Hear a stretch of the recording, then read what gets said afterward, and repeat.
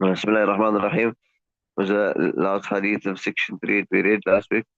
Bismillah ar-Rahman ar-Rahim. So Sayyidina Mughira ibn Shu'bah said that when Umar ibn Abdul Aziz rahmahullah became Khalifa, he gathered the children of Marwan and said that Nabi sallallahu alayhi wasallam had an exclusive right on Fadak. Right, and with Fadak was a place that they also attained. So he spent his revenues, income, and produce on his family, the poor, and the needy as well. He showed kindness to the young and children of the Banu Hashim and bore the expenses of the marriage of the unmarried women and men. So Sayyidina Fatima radiallahu ta'ala anha had asked him to give it and Fadak to her, but he refused. So it continued in that manner during the lifetime of Nabi sallallahu alaihi wasallam till he went his way, meaning he passed away. So when after his demise, Abu Bakr radiallahu anhu, he was made Khalifa. So he did with it as Nabi Kareem sallallahu alaihi wasallam had been doing all along, and during his lifetime, he spent on the same heads and the same people that Nabi sallallahu alaihi wasallam also spent on. When Hadrat Umar radiallahu anhu was made Khalifa, he did with it as they also done before, right?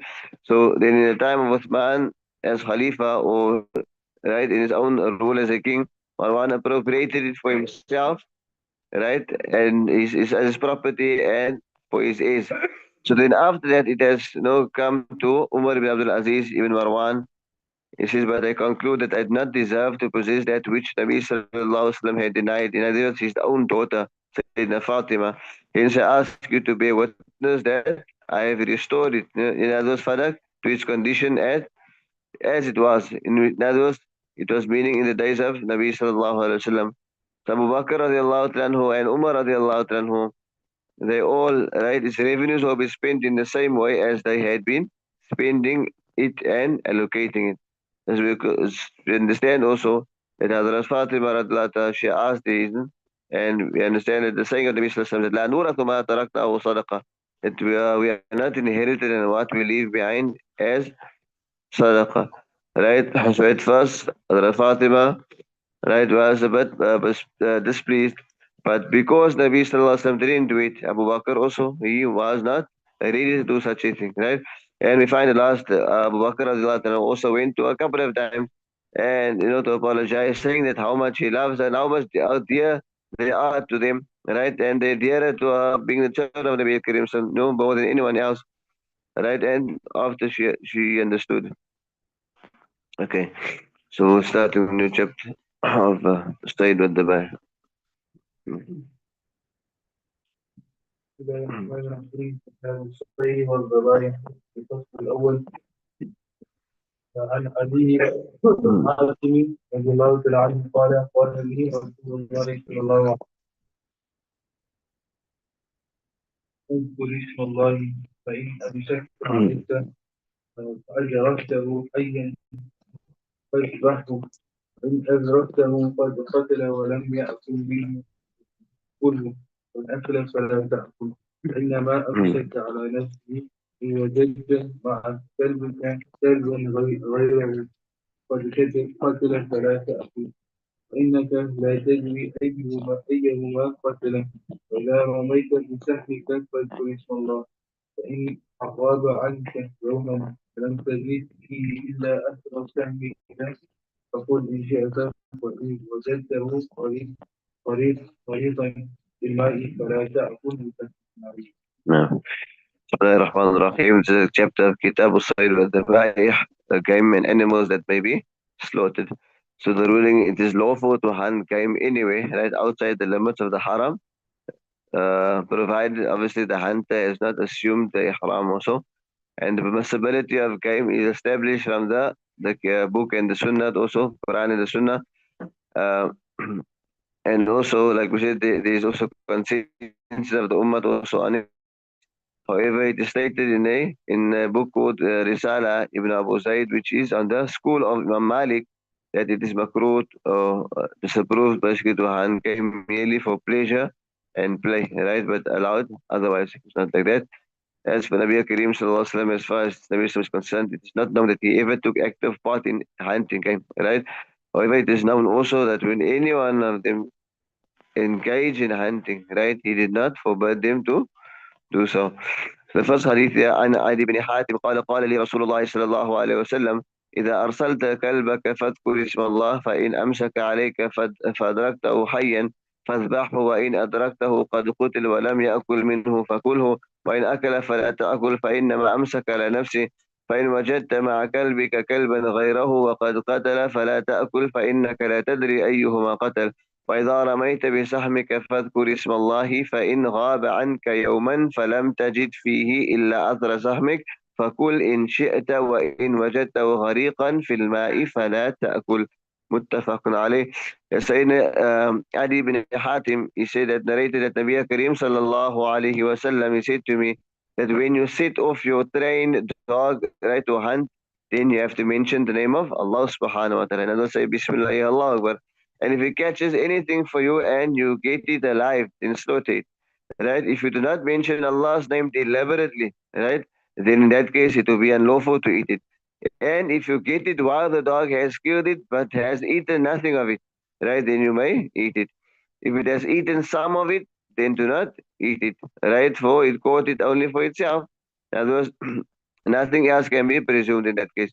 So if you find another dog worth yours, right, and the game is killed, then do not eat it because obviously then in that case you do not know which of them has killed the game, right? So when you shoot your arrow, mention the name of Allah subhanahu wa ta'ala. If the game, evades your sight for one day and you find it, somewhere else, then only mark the only mark of your arrow, right? Then you may eat it. If you wish, if you find it drowned in water, right? Then do not also eat it, even though there's a mark of your arrow basically on there, for it may have basically died of drowning and not because of the arrow. So, right. So to set up the dog is like we said, is tantamount to using the knife. Right. So the name of Allah subhanahu wa ta'ala is mentioned in each of these cases. And there's Bismillahi Allahu Akbar. So if anyone forgets to mention it, right, then it is still lawful to eat the game. However, if one deliberately also omits it, right, on sending that animal and stops it, right, and it goes out and he mentions Allah's name, after which the dog catches the game and then kill it, then in that case it will be unlawful to eat it. So the person who said of the dog must be a Muslim or one of the Asli people of the Kitab, Ahlul Kitab. Also, if the dog goes on its own, right, and brings the game in a wounded condition, then it is not lawful to eat it, right? If anyone does not mention Allah's name on sending the dog, but gets, right, the animal alive and slaughters it, then that obviously will not be considered as a game. And just as a game hunted by trained to have animals, right, animals with canines, right, like dogs and cheetahs and panthers and stuff like that, it is lawful to use them to game hunted by trained do maghrib animals with claws and stuff like birds and hawks and eagles and stuff like that also will be lawful. Right? The sign of the not being trained is that it names the game three times and lets go without eating from that particular animal. And the sign of the maghrib, it is trained now, is that when it's caught after releases the game, it comes promptly, right? As soon as you call it, it comes back. So if the maghrib, the one with low claws, like the hawk, etc., eats from the game, some of it, then also the animal will remain lawful in that case, right? If they do nab, like a dog, something like that, eats from the animal, then you can't eat from the animal, right? And if a trained dog catches the game and lets go and eat something of it, even once, then it is basically treated like an untrained dog, right? Until it is trained again and can be used again. So according to Ahnaf also, they say that the game is lawful only if the name of Allah subhanahu wa ta'ala is mentioned when shooting an arrow also, and the animal is wounded with that particular arrow. If it runs away, now there's out of one sight, then the hunter must not give up search to look for the animal that he finds it, right? And then we learn from this hadith also that if a dog or any other hunting animal like hawk, etc., is set off on a game and kills it, then the game is lawful provided that the dog, etc., was trained, right? And the game is lawful provided, like we mentioned, so the dog was trained and the game hunted by an untrained animal is not lawful, right? Okay. قال قلت يا رسول الله إذا كان المعلم قال قل وأنا أستكبر عليك قلت وإن قتلنا قال وإن قتلنا قلت يا إن هذه بالفتن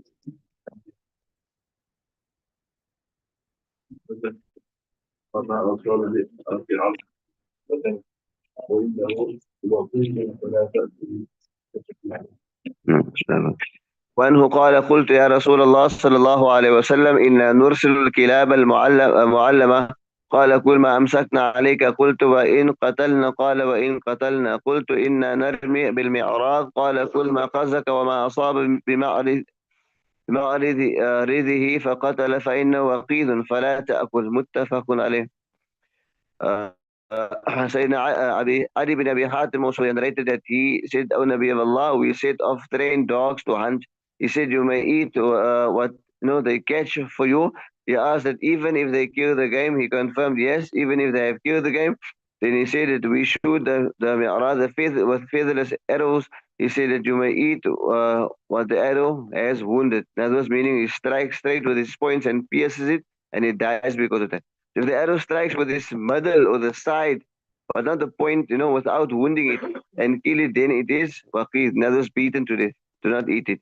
And then it says, mi'rad there refers to a heavy stick with a sharp pointed end, right? And thick middle used for hunting. So yeah, also the waqid, like you mentioned, or the maqud is the animal that is killed with a broad side of a stick or weapon. So not with a sharp point with this or with a stone or any other thing like that. So the ulama go over this hadith here and they take or deduce from it that any game killed by a gun, meaning a bullet, right, or a catapult, is not lawful unless obviously the bullet has a fine edge, no, and it kills the animal through that, bleeding and then wounding the animal. Then obviously that gets to be um, lawful to eat. So the animal is not lawful to eat if it is struck by the broad side of the mi'raj. So we say you got the sharp point edge and you got the thick. So basically to be killed like by the blow and not by wounding it, right? By the sharp point. So it says, like I said, it's necessary to wound it, right? So that it bleeds and then in the sense of slaughtering, right? If that sense is out, then yes. So also the broad side of the mi'raj does not wound the animal. Basically what happens, a bone or something will break by that